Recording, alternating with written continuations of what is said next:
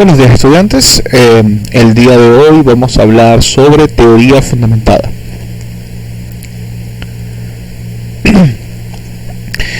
La clase de hoy comprende los siguientes puntos. Número 1, vamos a explicar lo que es una teoría. Número 2, vamos a explicar cuál es la diferencia entre las relaciones causales y la visión de procesos. Número 3, vamos a hablar consecuentemente del enfoque inductivo en contraposición al enfoque deductivo. Finalmente hablaremos de qué es la teoría fundamentada, cuáles son sus raíces filosóficas y su historia. Haremos una revisión de su procedimiento. Finalmente explicaremos las diferencias con otros enfoques cualitativos y una segunda parte del video será dedicada a explicar cómo funciona un proceso de codificación. Esta segunda parte va a ser opcional y solamente para aquellos estudiantes que estén interesados en el análisis de datos. Sin más ni más, comencemos. Bien, lo primero que tenemos que entender es que la teoría fundamentada es una forma de hacer investigación cualitativa originalmente propuesta por Gleiser y Strauss en 1967. Los primeros estudios de estos dos investigadores se centraron en el área de la salud, específicamente en el trabajo con enfermeros. Y como íbamos viendo a lo largo del día, su metodología responde a una serie de preocupaciones que habían surgido a lo largo de la historia de las ciencias sociales en el siglo XX y viene finalmente a presentarse como una alternativa. Cabe destacar que hoy en día, de todos los métodos cualitativos, la teoría fundamentada es el método con mayor aceptación a nivel mundial. La última investigación que se realizó en Inglaterra determinó que al menos 50% de los investigadores en todo el mundo utilizaba en alguna medida la teoría fundamentada. Esto pues nos dice que es posiblemente uno de los métodos de investigación más populares no solamente eso, ¿no? Que es uno de los más populares, sino que además es un principio unificador que viene a dar respuesta a una de las críticas más fuertes a la metodología cualitativa, que es nuestra diversidad de criterios. Ahora, para poder entender exactamente qué es la investigación, la teoría fundamentada, tenemos que primero manejar para qué se refiere teoría fundamentada. O sea, qué significan esas palabras. ¿Qué es una teoría? Bueno, ya hemos conversado anteriormente, lo refresco para aquellos que no vean clase conmigo. Una teoría no es más que un conjunto de supuestos interrelacionados que da explicación de un fenómeno. Repito, conjunto de supuestos interrelacionados que dan explicación a un fenómeno. Fíjense, para John Lothier, la teoría es originalmente una forma de saber que pretende conocer el mundo en cuanto a totalidad y por otra parte que busca la verdad. ¿Ok? ¿Qué quiere decir esta definición junto con mi definición que se acerca un poco más a la de Bunge? Fácil. La teoría lo que hace es explicar la realidad. Es una explicación de cómo funcionan las cosas, de por qué ocurren las cosas y cuáles son las consecuencias de las cosas. Para Popper, uno de los grandes científicos del siglo XX, la búsqueda de la verdad es un ideal vital, pues una teoría digna de esfuerzo es aquella que trata de acercarse lo más posible a la verdad. Otra definición es una concepción racional que intenta dar una visión o explicación sobre cualquier asunto o realidad. ¿Ok? Ahora, es importante entender que una teoría no necesariamente tiene por qué ser científica. Cuando usted asume cualquier explicación, por ejemplo, mis compañeros de trabajo no entregan el trabajo porque son unos flojos, usted está proponiendo una teoría. La teoría científica se supone que tiene ciertos criterios que la hacen distinta, ¿no? Y ustedes ya lo han visto en otras clases de metodología. Recuerden que puede ser verificable, puede ser falseable, ¿ok? También se le conocen como las prácticas de conocimiento científico. Ahora, existe una visión, ¿ok? Que podemos llamar dual, que separa la teoría de la realidad. Es decir, que nos dice, mira, la teoría es una forma de explicar las cosas, pero no es la cosa en sí misma. Y es algo que tiene mucho sentido. Okay. Hay una expresión que usan las personas que hacen PNL, dicen algo así como el mapa no es el territorio, y es un poco a lo que alude esto. La explicación que damos de las cosas no son las cosas en sí mismas, pero una buena teoría, por lo menos para Popper, es aquella que se acerca lo mejor posible a esa cosa. Ahora, hablando acerca de la teoría del conocimiento científico, Mario Bunge nos dice lo siguiente: los rasgos esenciales del tipo de conocimiento que alcanzan las ciencias de la naturaleza y la sociedad son la racionalidad y la objetividad. Por conocimiento racional se entiende que está constituido por conceptos, juicios y raciocinios, y no por sensaciones, imágenes, pautas de conducta. Sin duda, el científico percibe, forma imágenes y hace operaciones. Por tanto, el punto de partida como el punto final de su trabajo son las ideas.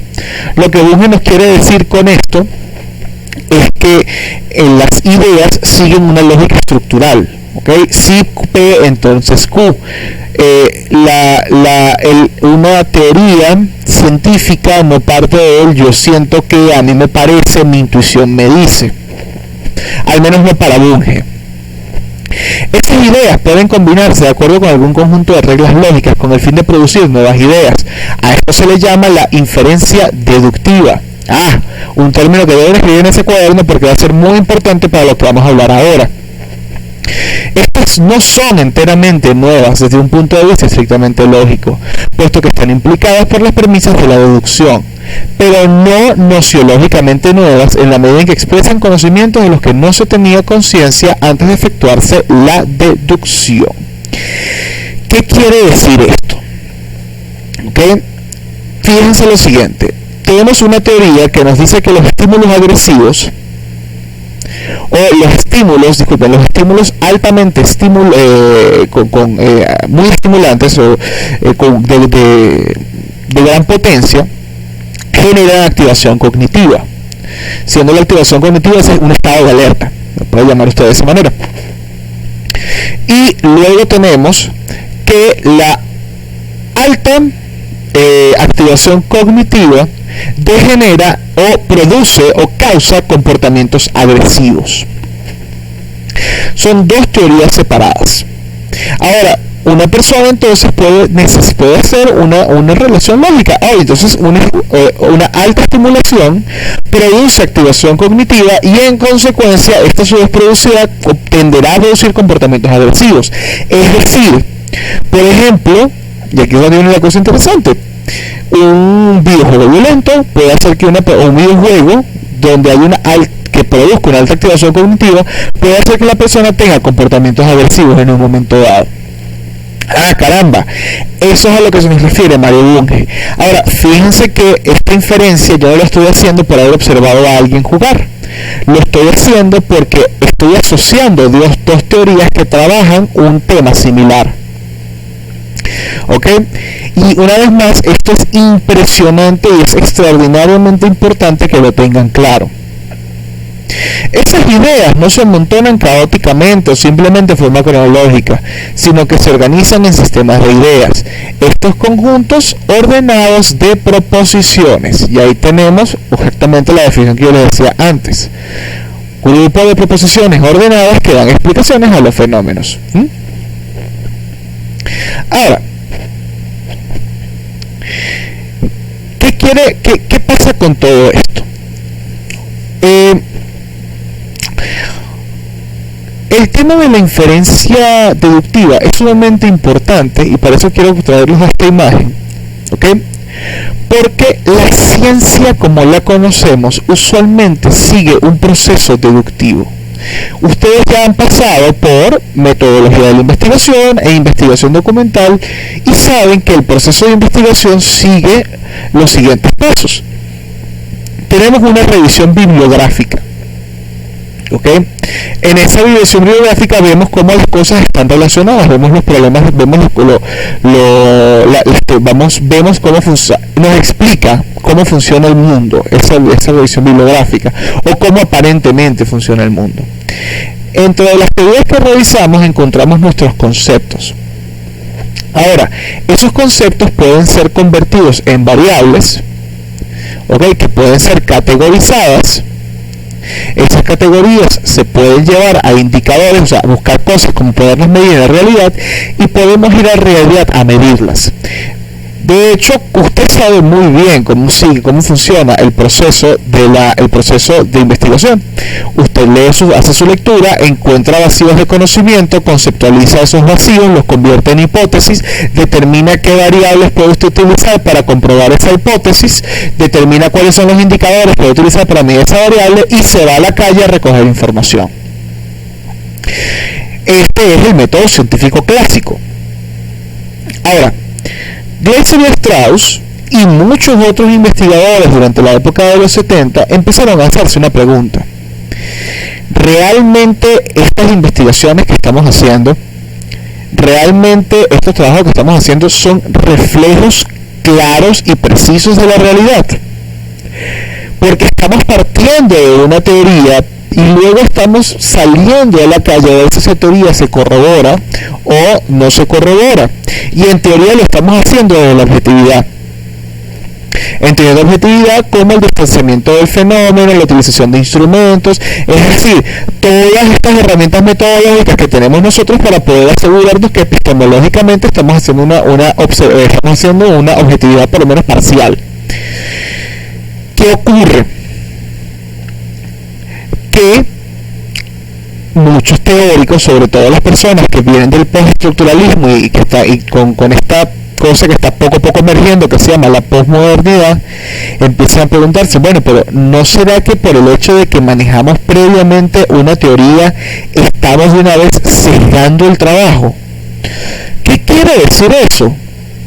Bueno, si por ejemplo partimos de la premisa de que la memoria solamente tiene contenidos semánticos y diseñamos un test que solamente mide el contenido semántico en la memoria, no estamos predeterminando y corroborando efectivamente que solo hay contenidos semánticos, porque no nos abrimos a la oportunidad de que hayan otras cosas.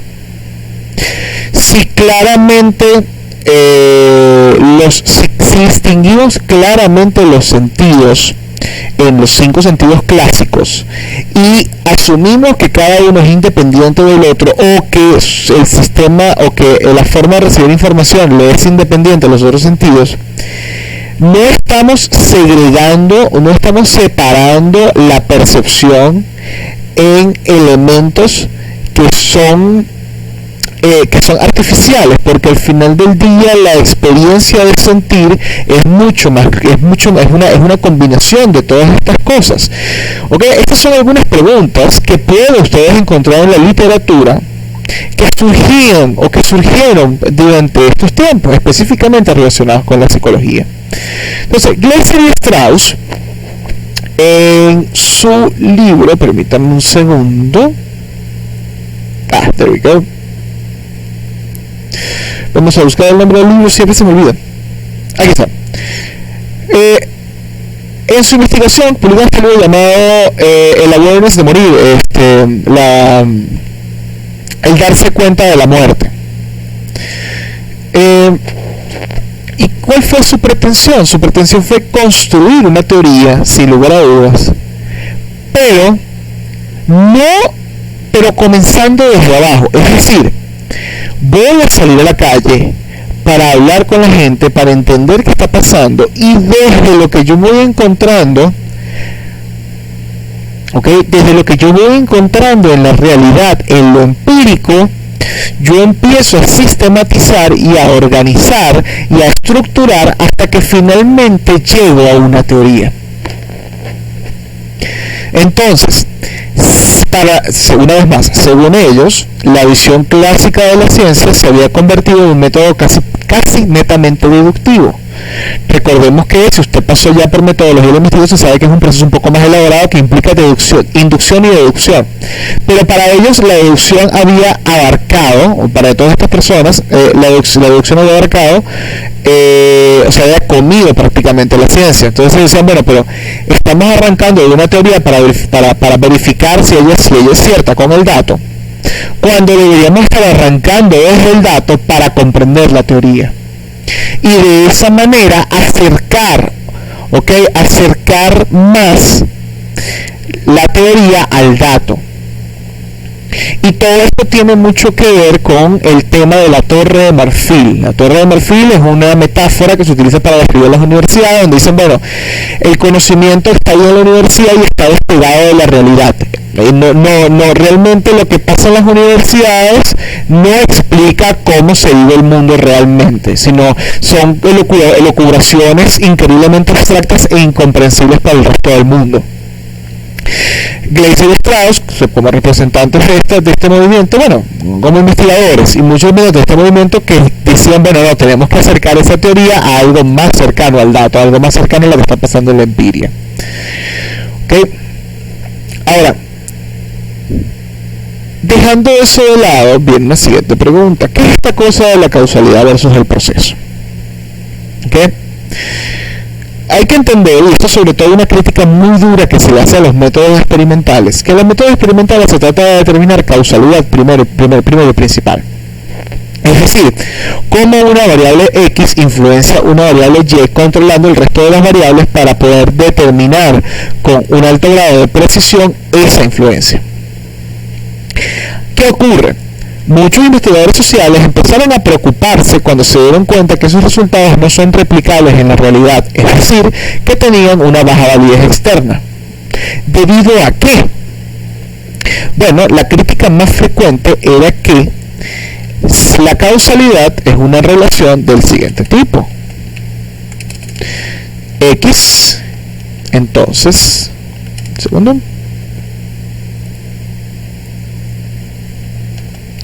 X entonces Y.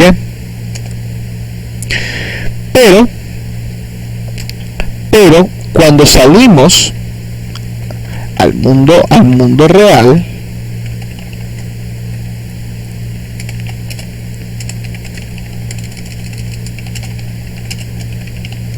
como se le dice coloquialmente, tenemos que X, Z, G, H, J, ¿ok?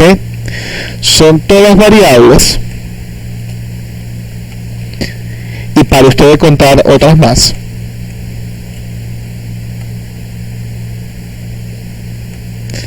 que están influenciando a Y.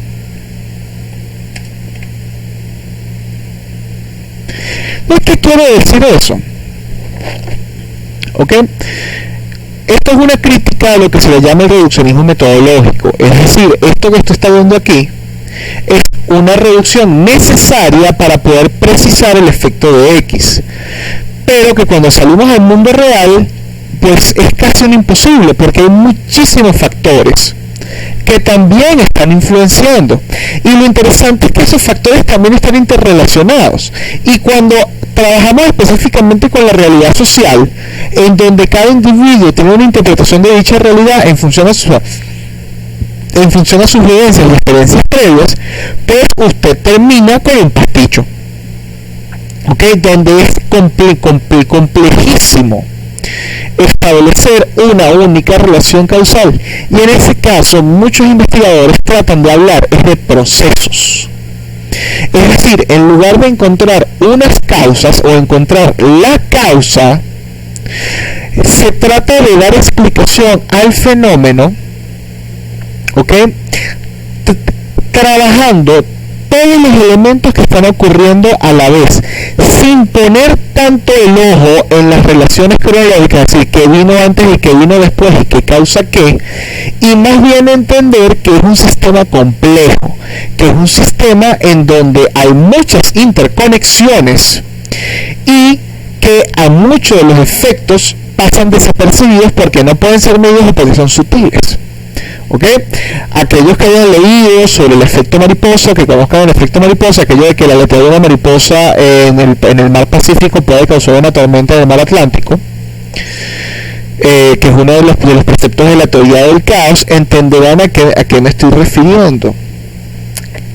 Incluso los elementos más pequeños, que a veces son despreciables o cuyo efecto puede ser muy pequeño cuando los medimos, para estos teóricos pueden tener una razón muy importante de ser, que es conductora dentro de ese proceso para que surja un cambio, una situación o un momento. Entonces, lo que quiere decir esto es que la teoría fundamentada, al igual que otros sistemas cualitativos, tiene como objetivo final, o busca como objetivo final, entender un proceso y explicar un proceso, tratando de evitar las relaciones causales simplistas.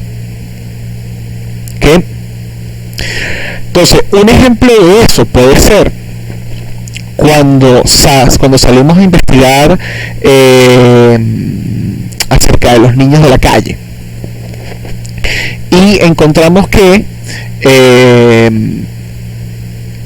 y empezamos a hablar acerca de la vivencia de estos niños de la calle, y encontramos que las personas lo reconocen como un problema de salud pública, un problema público, pero sin embargo los ignoran cuando van caminando por la calle. ¿Okay? Y entonces le empiezas a preguntar a las personas por qué los ignoran, y las personas te empiezan a hablar sobre, bueno, es que estoy todos los días allí, es que estoy muy ocupado con mi trabajo, ¿okay? Y entonces empezamos a ver cómo no es solamente una serie de factores que llevan a que el niño esté en la calle, sino también que es la propia sociedad y la manera de asumir el problema lo que conduce naturalmente a que persista el fenómeno en el tiempo. ¿Ok? Bueno, el tercer punto del hecho de la conceptualización, el enfoque inductivo, es algo, básicamente es un repaso de lo que ustedes ya conocen. Recuerden, el enfoque deductivo o la deducción es aquel proceso que va de lo general a lo específico. Y el proceso inductivo es aquel que va de lo específico a lo general.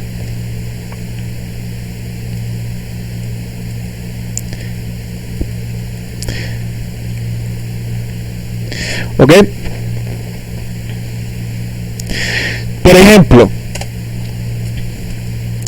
una frase deductiva es la siguiente: el autobús,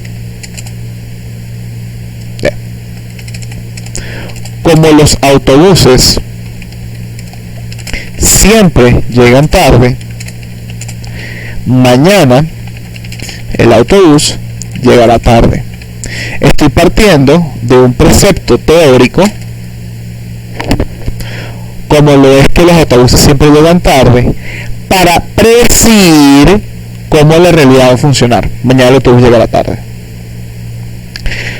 Un proceso inductivo hace funcionar de la siguiente manera: cada vez que bajo a tomar el autobús, este llega tarde. Por ende, los autobuses siempre llegan tarde. ¿Ok? Dense cuenta que en este caso partimos de las observaciones de la persona para luego generalizar cómo opera el mundo. ¿Ok? Lógicamente, ya ustedes pueden ver cuál de las dos aproximaciones es fenomenológica, recordando que la fenomenología parte de la comprensión o del estudio del fenómeno, es decir, de la vivencia del sujeto, de cómo el sujeto vive la vida, experiencia la vida. Le hago la pregunta a usted: ¿cuál de los dos entonces sería el proceso más fenomenológico? La respuesta, por supuesto, es el proceso inductivo. Porque estamos trabajando con las vivencias de ese sujeto. Y a raíz de esas vivencias, el sujeto trata de sistematizar. ¿Ok? Una vez más, y como ya se los he venido diciendo, tradicionalmente la ciencia positivista maneja el proceso deductivo. Parto de una teoría que es algo general, una forma en la que, recuerden, una serie de conceptos interrelacionados que dan sentido al mundo, y lo aplico a un caso específico. ¿Okay? Mientras que en el proceso inductivo parto de una serie de evidencias, y la teoría fundamentada trata de encontrar patrones y sistematizar esas vivencias en conceptos teóricos para llegar a algo que comprenda a profundidad el fenómeno. Muy bien. Con relación a la teoría fundamentada, ¿cuáles son sus raíces filosóficas y su historia? Ya hemos conversado un poco respecto a esto. En líneas generales, la teoría fundamentada parte de tres principios filosóficos. La fenomenología, ¿ok? Que una vez más es esta visión del individuo, esta rama de la filosofía que estudia el fenómeno o la forma en que el individuo vive la vida. Y un hermano cercano de la fenomenología es el interaccionismo simbólico de George Herbert Mead. Permítanme un segundo para abrirles el vínculo de Wikipedia para que vean una foto de mi querido amigo Mead. George Herbert Mead. Bueno, ups, me peleé. Aquí lo tienen. George Herbert Mead formó parte de la Escuela de Chicago, una escuela de sociología / psicología social. Y realmente él no fue el primer interaccionista simbólico, él trabajaba con otra, él lo llamaba de otra manera, lo llamaba, ya le voy a buscar el nombre.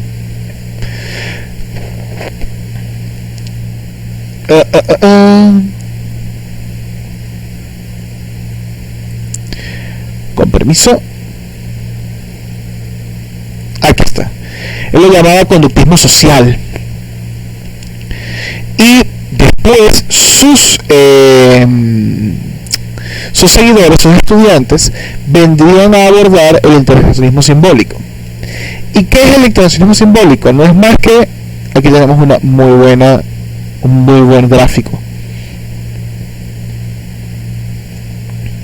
¿Ok? El interaccionismo simbólico no es más que la teoría social que nos dice que, o la teoría sociológica o psicológica social, nos dice que los seres humanos estamos en constante relación con nuestro mundo y esas relaciones se fundamentan en transacciones simbólicas. Es decir, podemos operar como seres sociales porque intercambiamos símbolos y trabajamos desde lo simbólico. Por ejemplo, este video es una transacción simbólica. Con mis palabras y con la imagen que usted tiene ahí enfrente, yo le estoy haciendo llegar una serie de significados. Significados que usted va a procesar y después se los va a contar a la persona que tiene al lado, o se los va a contar a un amigo en una noche de curva, o que me los va a colocar en el examen, y ahí negociaremos si usted comprendió o no comprendió la clase. ¿Ok? Entonces, regresando a nuestro trabajo, entonces la teoría fundamentada, primero que nada, la fenomenología, que de ahí toma, ¿ok?, la importancia de comprender de comprender el mundo desde las vivencias y las experiencias de quien lo vive.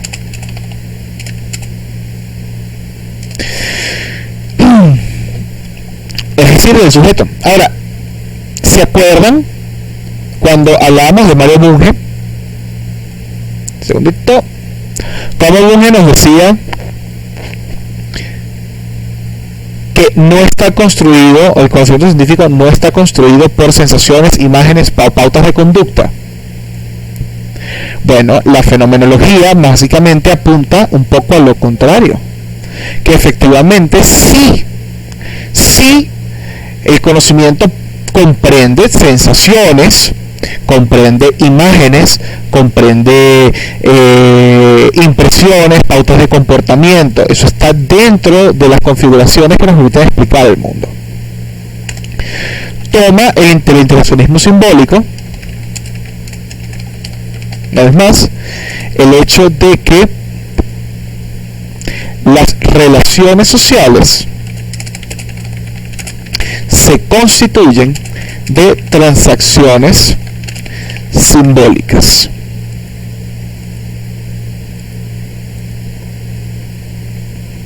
¿Ok? Eso quiere decir que cuando una persona se le acerca a usted y le dice hola, ahí le está trazando, le está entregando, hay una transacción simbólica. Usted recibe un símbolo que tiene un cierto significado, pero no es lo mismo alguien que usted le diga hola, ¿cómo estás? A alguien te diga hola papi, ¿cómo estás? ¿Ok?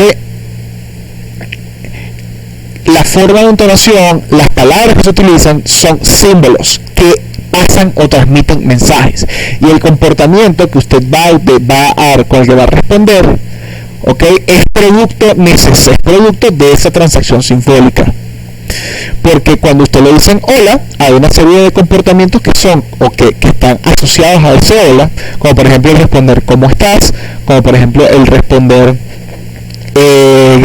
bien, todo chévere, pero dentro de esas pautas de comportamiento no necesariamente está incluido el dar una cachetada.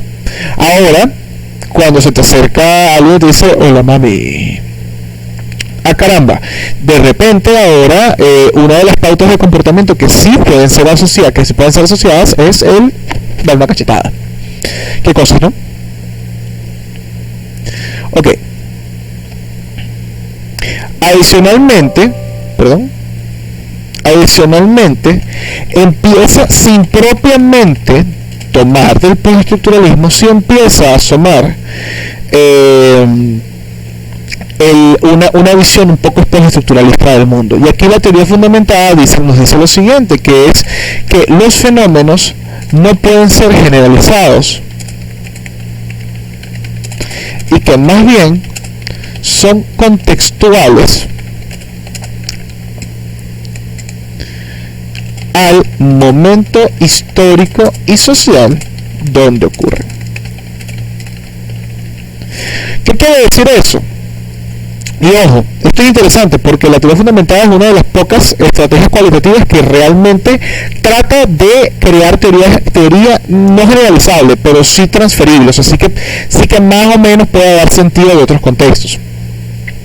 Pero lo que sí nos dicen es, mira, esta teoría que yo estoy construyendo sirve para comprender lo que pasó aquí. Y eso no necesariamente implica que va a explicar lo que está pasando en otros sitios. Puede que sí, como puede que no. No nos da esa seguridad, no, porque no cree o no considera que hay una estructura de fondo, o que esa estructura, si llegase a existir, es demasiado cambiante como para poder sistematizarla. ¿Ok? Con respecto a su historia, bueno, la teoría fundamentada, una vez más, comienza en 1965 con esta investigación.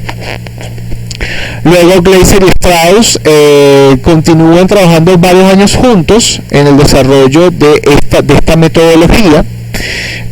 La metodología gana rápidamente aceptación a nivel internacional.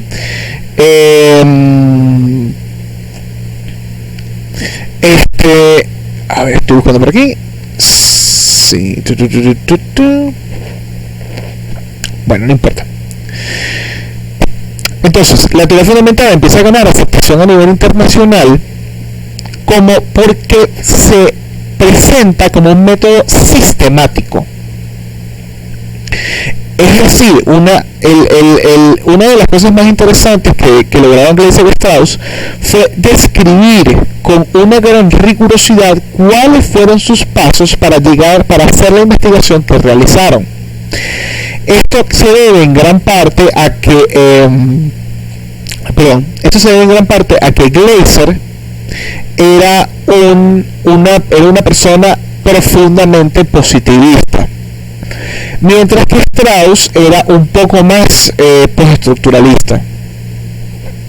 De hecho, la situación entre ellos, esta es una de las grandes diferencias que eventualmente van a hacer que ellos se separen y que cada quien continúe construyendo su propia teorización o su propia metodología llamada teoría fundamentada.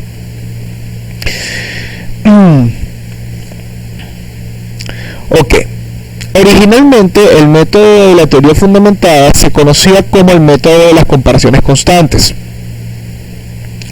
Ese método, pues eso poco a poco se le llamaría teoría fundamentada. ¿Por qué? Porque el producto final es una teoría que está fundamentada en la realidad. No es una elucubración teórica, es algo que surgió de los datos y que se fue sistematizando. En pocas palabras, permítanme buscarles la definición de teoría fundamentada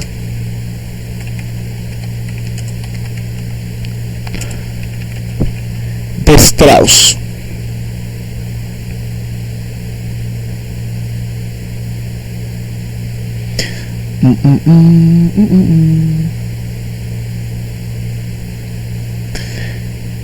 Permítame un segundito.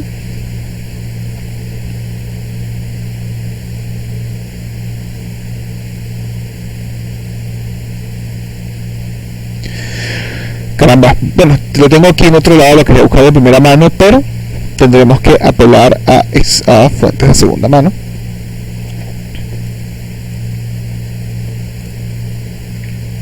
Aquí está. Gleiser y Strauss definen la teoría fundamentada como una aproximación inductiva en la cual la inmersión en los datos sirve de punto de partida al desarrollo de una teoría sobre un fenómeno, que tiende a generalizar en la dirección de las ideas teóricas, subrayando el desarrollo de teorías más que la prueba de una teoría. ¿Ok? Y esa diferenciación es muy importante. En la teoría fundamentada no probamos teorías, desarrollamos teoría, hacemos teoría. Ya después otros investigadores se encargarán, si les apetece, de tratar de comprobarlas.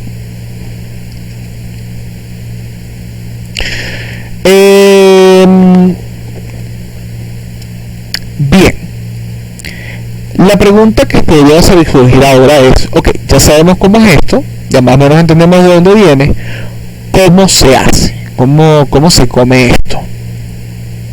¿Okay? Para ello hablaremos aquí del procedimiento. Pues la teoría fundamentada comienza como una... Permítame por acá para buscar dos cositas. Esta es. La teoría fundamentada comienza primero con una pregunta de investigación. ¿Okay? Esta pregunta de investigación es una pregunta general, es una pregunta que no establece relaciones entre las variables. Déjenme ir anotando eso para que lo puedan ver. Es una pregunta general, no establece relación entre variables. De hecho, no tiene variables. ¿Ok? Es una pregunta que suele estructurarse con el cómo.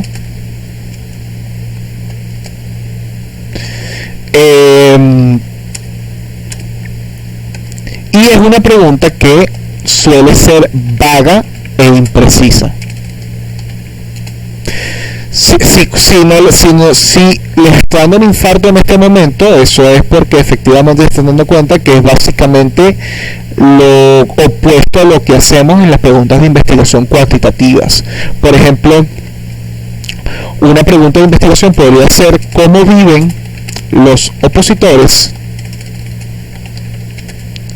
la represión de las marchas. Cómo se construye el significado de ser padre en la sociedad venezolana.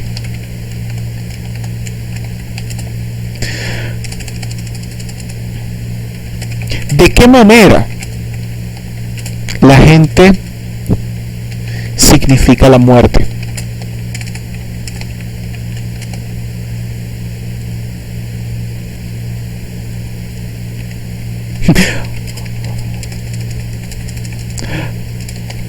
¿Cuál es el significado de la vida?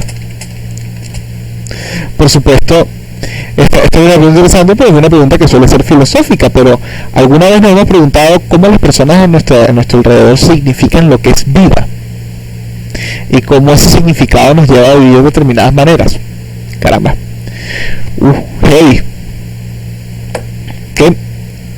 Entonces, una vez que tenemos una pregunta de investigación, esta pregunta vaga, indeterminada, ¿okay? Aquí es donde viene una de las grandes fracturas en la forma de hacer investigación en historia fundamentada. Hay personas que te dicen que de inmediato el investigador debe meterse en el campo y empezar a indagar sin ningún tipo de referencia previa. Es decir, entrar al campo al desnudo y que sea para evitar cualquier tipo de teorización que pueda distorsionar nuestra búsqueda de datos. Bueno, en paralelo, hay otro grupo que dice no. El investigador tiene que hacer por lo menos una primera aproximación a la investigación. Una primera aproximación que pasa por hacer lecturas de autores que han trabajado previamente con el fenómeno. ¿Para qué? Para el desarrollo de este término que está acá, que es impresionantemente importante: la sensibilidad teórica del investigador. ¿Qué es la sensibilidad teórica dentro de la teoría fundamental? La mejor forma de poder explicarlo es con un ejemplo.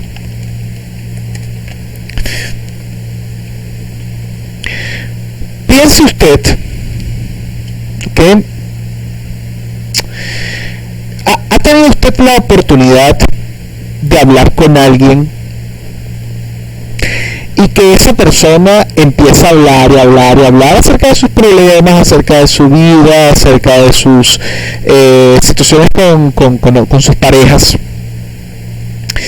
y usted dice, y usted ha pensado para sí: ay, pero esto es una tontería, pan, o sea, yo no tengo ni siquiera cómo comprar una pan, que me importa a mí lo que tú me estás hablando de tu novio. ¿Usted no le ha pasado en algún momento que ha leído una noticia y ha pensado o ha dicho qué absurdo que la gente actúe de esta manera?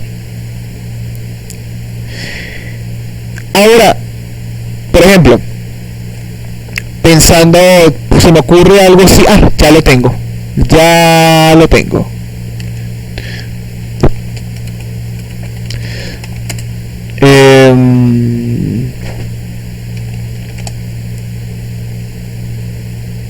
Un segundito, estoy buscando aquí una historia bien interesante.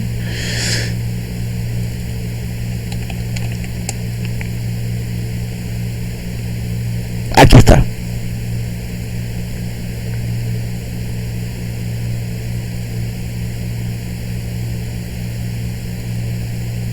Creo que es este.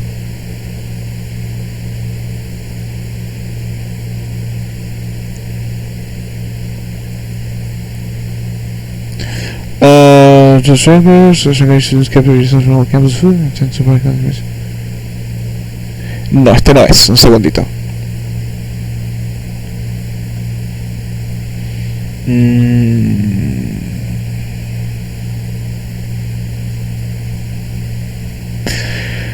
Bueno, estoy buscando... caramba. Ups. Demonios.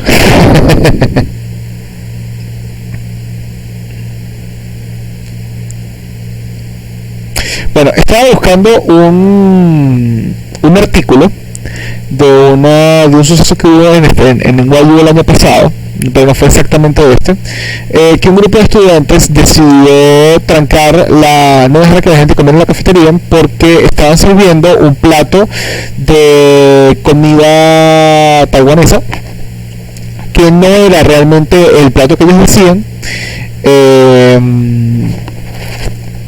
y que en su lugar era algo parecido, pero no era. Un punto es que eso causó mucha roncha, hubo varios días de protesta, y usted dirá, bueno, pero qué absurdo, ¿no? O sea, vamos a protestar porque los tipos no saben lo que están cocinando, y porque le llaman apropiación cultural y todo este asunto de la apropiación cultural que está veniendo en Estados Unidos. Pero cuando usted evalúa la historia de Estados Unidos y observa cómo está marcada por un profundo constante enfrentamiento de clases sociales en función a su ascendencia fenotípica y fenotípica también, usted empieza a darse cuenta que muchas de estas cosas, estas preocupaciones por la apropiación cultural, por el tema de la raza, empiezan a cobrar un significado. Entonces, eso es un ejemplo de sensibilidad teórica. En la medida en que nosotros conocemos más respecto a algo, en la medida en que conocemos más respecto a un tema, más nos acercamos a una comprensión profunda y más receptivos estamos a atajar pequeños deslices o cosas que de otra manera pasarían desapercibidas. Un ejemplo perfecto de esto tiene que ver con la agresión o las relaciones de violencia. Fíjense algo. Permítanme un segundo. Estoy seguro que quizás algunos de ustedes conocerán esta caricatura. Que Arnold, una serie ya tiene sus buenos años. Ahora, hay algo interesante con respecto a esta serie. Vamos a buscar por aquí. Justamente estaba conversando con un colega el otro día. Los personajes. Quiero ver los personajes. Ok. Hay un personaje bien particular. Lo estamos buscando aquí. Ok, que es Helga Pataki.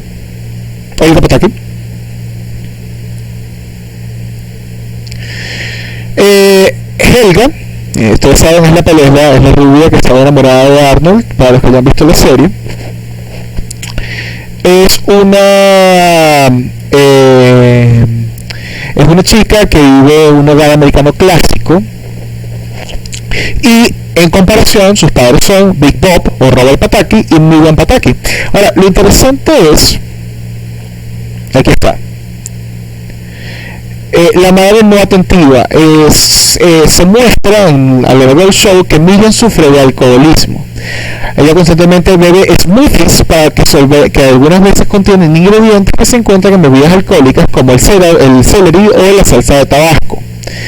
Olvida cosas, habla de una voz lenta y cansada. Tiene su licencia de conducir ha sido revocada.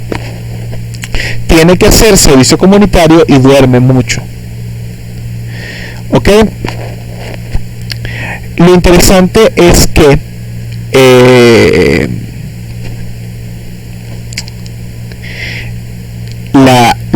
estas son cosas que pasan desapercibidas a menos que usted sepa exactamente qué es lo que está buscando. ¿Ok? Es decir, la serie nunca dice de frente la condición de Miriam Pataki, pero cuando usted comprende, por ejemplo, cuáles son los ingredientes que van dentro de una bebida alcohólica, cuando usted comprende cuáles son los efectos de tener ratón constantemente, cuando usted comprende cuál es la dinámica familiar de una familia alcohólica, usted se va a poder dar cuenta de su condición. Del mismo modo, Big Bob Pataki, vamos a buscar la imagen para que lo vean. En la serie se presenta como este tipo rudo, tough, que manda, es el cavernícola que manda en la familia, es el macho alfa, ¿no? Es un macho alfa, un tipo que tiene una personalidad tipo A, competitivo, agresivo, siempre directo, siempre hacia adelante. Y sin embargo, en la serie usted puede observar que si tiene sensibilidad teórica y conoce los indicadores, claramente hay una relación de abuso entre él y su esposa. Y todo esto en una serie de televisión para niños, ojo.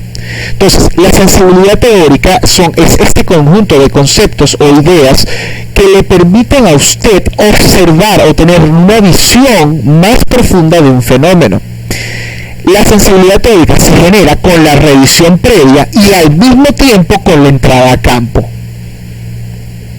¿Ok? Por eso es que para muchos es importante que exista el proceso de revisión teórica previo, para que usted ya tenga algunos elementos con los cuales entrar a campo, sin dejar que esos elementos, ¿okay? O sin quedarse, disculpen, únicamente con esos elementos como la única forma de sensibilización teórica. Luego viene el proceso de recolección de datos. Para eso acudimos a esta imagen que tenemos por acá. Ahí está. ¿Ok? Eso puede ser a través de la etnografía, que ya la vimos en una clase anterior, la entrevista a profundidad, que ustedes ya le dieron observación de entrevista, o el análisis de textos. ¿Okay? Y a eso también le incluimos la revisión hemerográfica, videos, sonidos, imágenes, etcétera, etcétera, etcétera, etcétera. Salimos a la calle a recoger esa data, nos metemos en el mundo. Esa entrada o esa primera inmersión en el campo ocurre a través de un portero, una persona que nos facilita el proceso de incorporación. Ya hemos hablado del portero en ocasiones anteriores. ¿Ok? Ahora, una vez que tengo esa data, tengo que regresar para poder analizarla. Y a eso se le llama el proceso de codificación o ese es el proceso de codificación. ¿Ok? El proceso de codificación sigue 4 niveles. El primer nivel es el código abierto, Open Coding, código abierto. Usted tiene toda una entrevista completa, la acaba de descargar. De hecho, vamos a mostrarles aquí. Vamos a ir abriendo acá. ¿Ok? ¿Y usted qué hace? Lo primero que va a hacer es asignarle etiquetas a partes de esa información. Asignarle etiquetas a parte de esa información. Etiquetas que lo que buscan es traducir la información en términos que usted maneje mejor. ¿Ok? O que usted maneje con más, o que se asemejen más, o que le permitan a usted reinterpretar esa información. Yo les voy a poner un ejemplo. Déjenme más dejando cargando eso allí. Entonces, usted primero hace esta codificación abierta, que es esta codificación larga, ok, usted va línea por línea, viendo, aquí el sujeto me dijo tal cosa, a mí me parece que eso se refiere a esto, y lo codifico. Mira, aquí el sujeto me dijo tal cosa, eso se parecía a esto, y lo voy codificando. A ver si ya cargo aquí el de bus, va por la mitad. Ok. Esa primera codificación es una codificación muy sencilla, es una codificación muy caótica, y es una codificación que poco a poco usted la va a ir depurando. Recuerde, ¿qué significa codificar? Codificar no es más que a un grupo o a un elemento asignarle un código. Eso es todo. Y el código puede hacer lo que usted quiera. Usted no existe una línea de códigos predeterminada. Es lo que usted considere en función a su sensibilidad teórica. ¿Ok? Por ejemplo, volviendo al tema que estábamos hablando de esta familia en la caricatura, el celery y la salsa de tabasco en un smoothie. ¿Ok? Cuando usted ve eso, usted puede decir, oye, ese celery es un indicador de bebida alcohólica. Esto puede ser un código. Vamos a ver.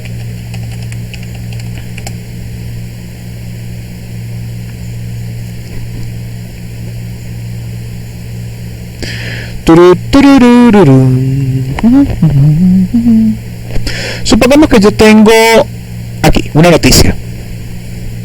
¿Qué? En los barrios humildes del oeste de Caracas echan de menos al fallecido líder socialista Hugo Chávez. En los ricos del este no ven la hora de deshacerse de su heredero Nicolás Maduro. Entonces yo podría agarrar todo eso, añadir un código que se llame el este versus el oeste.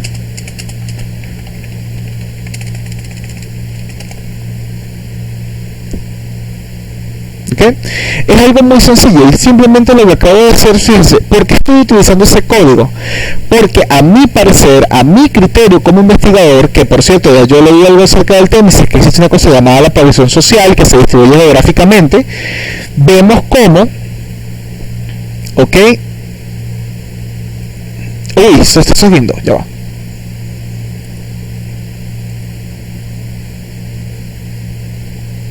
Si esto siguiendo, ahí está.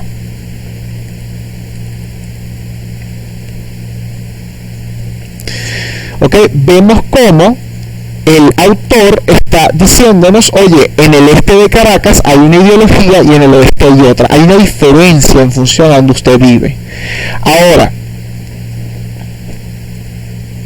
hay otros códigos aquí que nos llaman la atención. Por ejemplo, cuando dice los barrios humildes del oeste,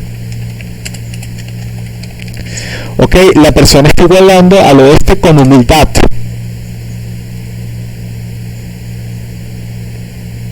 O, para ser más exactos, con pobreza.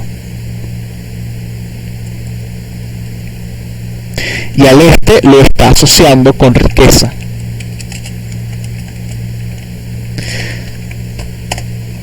¿Okay? Y fíjense que no me lo estoy pensando mucho, estoy trabajando con lo que se me va ocurriendo. Entonces, poco a poco usted va desarrollando una lista de códigos. Fíjense que aquí yo tengo varios códigos que voy colocando en varios artículos distintos. Ok, aquí a la derecha, no sé si los pueden ver. Eventualmente usted va a terminar con una cantidad absurda de códigos, muy grandes de códigos. Y ahí tiene que venir un proceso de depuración. Este proceso se conoce como el nivel 2, que es la codificación C, la codificación enfocada, o la codificación y el desarrollo de categorías. En este nivel de codificación, que son los como dos niveles más básicos, ¿ok? Usted simplemente agarra los códigos abiertos y los reorganiza. Entonces de repente usted encuentra, fíjense qué interesante es esto. Yo aquí tengo ya tengo un ejemplo de una categoría de segundo nivel, de una categoría focalizada. Fíjense que yo tengo el primero, que es burundanga, robo en low cap; el segundo, que es intento de violación en la ULA; el tercero, que es robo de estudiantes USM. Y los tres se están empezando a agrupar dentro de una codificación focalizada que se llama inseguridad. ¿Ok? Entonces, en la codificación focalizada, o la codificación yo vuelvo a examinar los códigos abiertos de nivel 1, ¿ok? Y voy cambiando palabras, voy juntando, voy asociando cosas, ¿ok? Eso es lo primero que usted hace en este proceso de análisis. Ahora, dentro de ese proceso de codificación inicial, ¿ok?, surge también, y de codificación focalizada o focus coding, surge también una cosa que se llama el memo. ¿Qué es el memo? El memo son notas que usted toma para usted mismo, ¿ok? Es decir, es una conversación que usted tiene con usted mientras va haciendo el proceso de análisis. Y ahí es donde usted va a ir colocando las teorías que van surgiendo, bueno, las hipótesis o las preguntas que usted se comienza a hacer. Ok, yo por ejemplo aquí puedo decir, me siento en hacer un memo de esto. Y aquí yo solamente lo estoy escribiendo en primera persona. Me parece que el autor está polarizando la ciudad de Caracas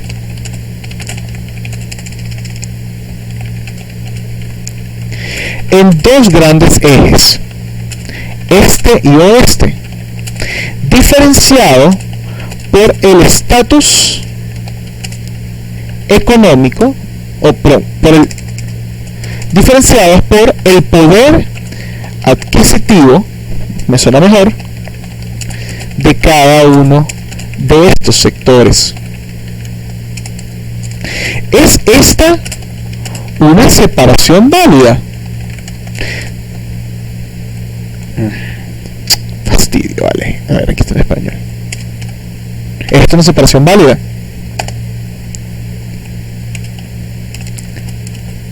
Otras personas significarán la ciudad igual.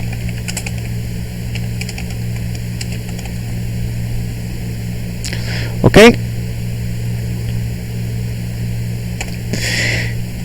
Y al mismo tiempo, esta separación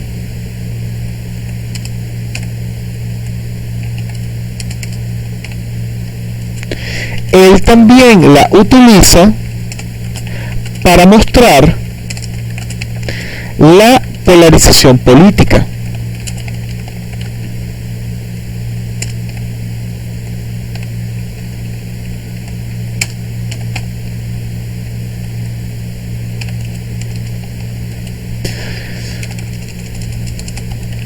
¿Es esto consistente?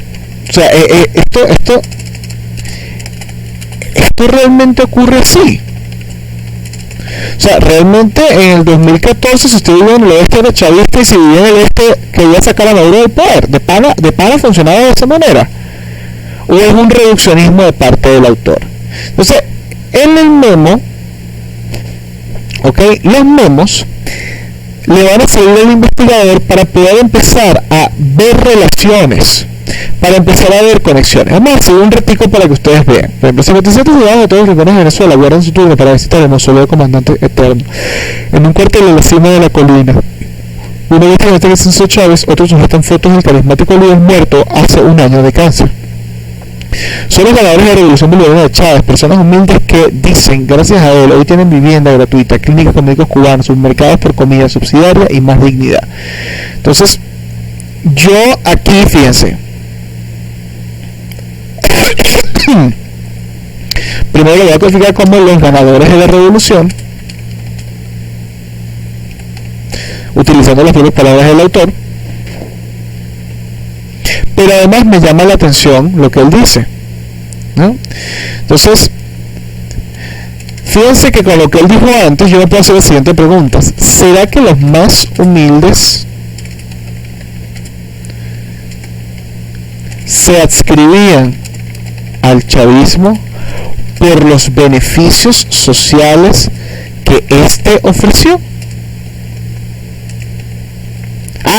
Ahora tengo una pregunta. ¿Ok?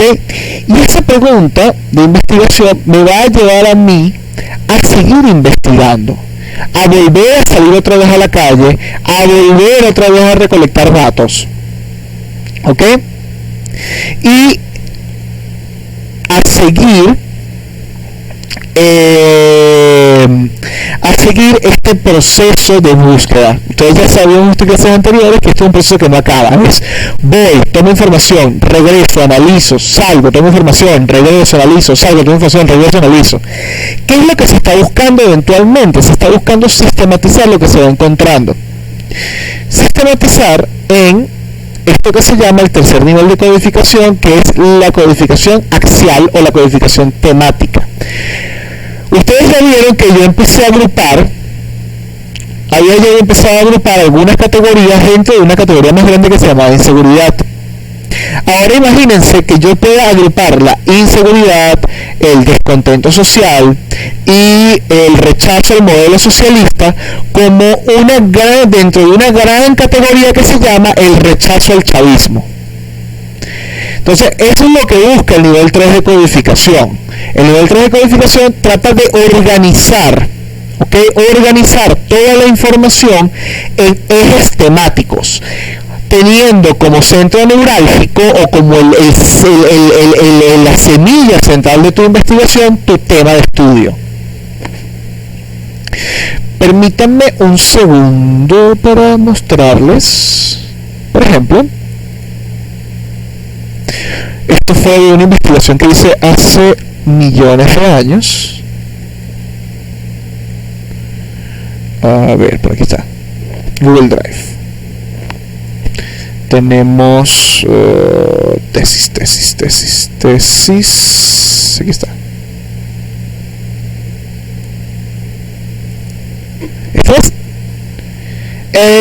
Fíjense, esto es una codificación axial. Tenemos como centro neurálgico el tema del enemigo, ¿ok? O el enemigo como un significado dentro de la política. Entonces vemos que para poder comprender el fenómeno del enemigo tenemos que comprender la polarización histórica, o sea, cómo la sociedad venezolana se ha polarizado y cómo esa polarización que viene desde hace muchos años nos toca hoy en día. Entonces, hay una diferenciación entre lo que es el enemigo y es el rival, eso es otra categoría. ¿Cuáles son las estrategias que se suman entre los? O sea, cómo la gente reacciona cuando hay un enemigo, eso es otra categoría. Nosotros y ellos, ¿ok? Eso es algo fundamental. O sea, el enemigo existe porque hay nosotros, un grupo de personas que se consideran, o sea, yo que me distingo de otro grupo de personas que son mi enemigo, los que me rechazan. Fíjense cómo esto a la vez se abre en otras categorías y se va abriendo y abriendo y abriendo y abriendo. La manifestación es el enemigo o el rival en lo político y lo cotidiano. ¿Ok? ¿Cómo se manifiesta el enemigo? Entonces se dan cuenta cómo fíjense, esto es producto de 8 entrevistas de 40 minutos cada uno, o sea, como, si no me acuerdo, como unas 60, 80 páginas de información, de entrevistas transcritas. Y todo eso se fue sistematizando y organizando en estos grandes grupos. ¿Ok? Regresando de nuevo a nuestro éxtasis. Una vez que llegamos a ese tercer nivel, ¿ok? Cuando, o sea, lo que seguimos corroborando, seguimos investigando, seguimos precisando, y cuando empezamos a saturar en nuestras categorías, ¿ok? Cuando empezamos a saturar, ¿qué significa saturar? Que llegamos a un punto donde salimos a la calle y no encontramos información que expanda lo que ya sabemos. ¿Ok? Empezamos entonces a aproximarnos a una explicación o una comprensión profunda y genuina de nuestro fenómeno.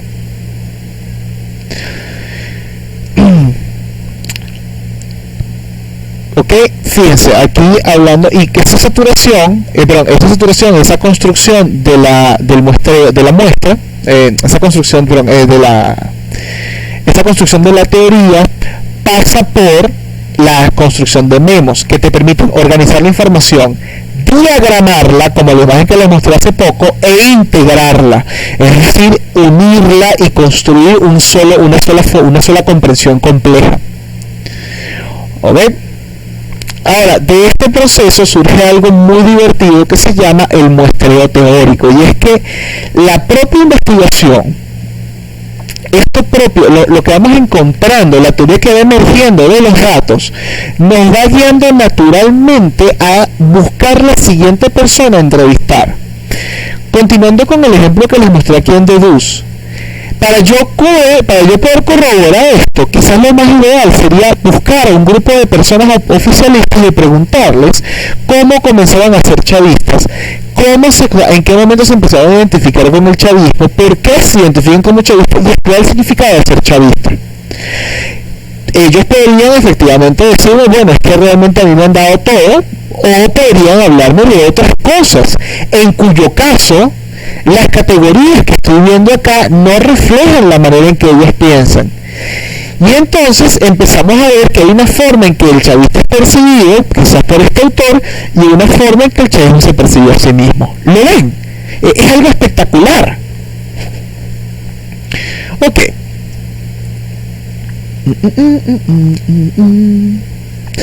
A esto se le llama el método de comparaciones constantes. ¿Y en qué se resume el método de comparaciones constantes? Fácil. Usted está constantemente comparando toda la información que va recibiendo. Usted compara lo que le dijo el entrevistador 1 con el entrevistador 2. ¿Ok? Usted compara, por ejemplo, regresando aquí a nuestra... No puede ser que haya cerrado. Aquí está. Usted, por ejemplo, regresamos aquí a mi lista de medios. Fíjense, aquí tenemos un tweet. Las armas letales no están prohibidas en las protestas según nuestra constitución. Observa al guardia de la derecha. Y entonces la persona coloca una imagen que la tengo en otro lado. ¿Ok? Entonces, caramba, me parece que esto es un tuit del 2014. Entonces yo podría decir, pero realmente es cierto que los guardias nacionales utilizan armas de fuego. ¿Y será eso solamente pasó en el 2014 o pasó en el 2017? Voy a buscar un tweet del 2014, encuentro otro tweet que habla de un arma de fuego con otra fotografía. Caramba. Pero seguramente no pasa en el 2017. Busco tweets en el 2017 y quizás también encuentro lo similar. Digo, oye, qué interesante. Como parecería que es algo que se está repitiendo. Entonces, fíjense cómo estoy comparando constantemente y de repente encuentro una fotografía de un guardia que no tiene un armamento de fuego. Digo, bueno, parecería que no son todos los guardias. Y poco a poco, con ese proceso de comparación, voy a ir puliendo. Es comparación, ¿por qué? Porque voy comparando, como les dije, lo que pensaba el escritor del artículo versus lo que piensa el chavista, versus lo que piensa el opositor, versus lo que pienso yo, versus lo que me dice la teoría. Estoy constantemente comparando una cosa con la otra. Y a eso se le llama, en pocas palabras, la triangulación. Triangulación, ¿por qué? Porque usted al final del día termina con lo siguiente. Con un triángulo donde usted es un vértice de ese triángulo, ¿ok? Luego tiene del otro vértice un dato, que lo llamaremos el dato A. Sí, sé que podría escribir, pero ya empecé, ahora se la calan. Y luego aquí tenemos un dato B.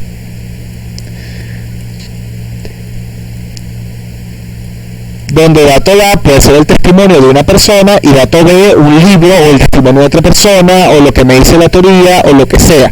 Entonces yo comparo lo que me dice dato A con lo que dice dato B y a veces encontraré puntos de concordancia y a veces encontraré puntos de diferencia que me obligan a continuar triangulando tratando de finalmente dar con esa saturación teórica que es lo que estamos buscando, que recuerden que es ese momento en el que no se consigue más información o una información nueva. Entonces, una vez que llegamos al nivel 4 de codificación, ¿ok? Esa cosa que se llama la construcción teórica o la teoría propiamente dicha o los planteamientos teóricos, viene el proceso de integración en nuestro texto. Eso se le llama el efecto pinza.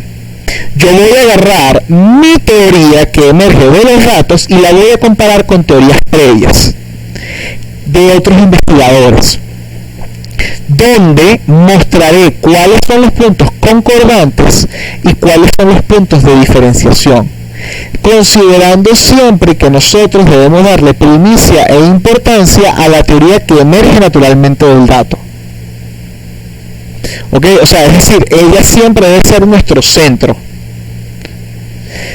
Y comparamos, una vez más, con otras teorías que también tratan de dar explicación al fenómeno.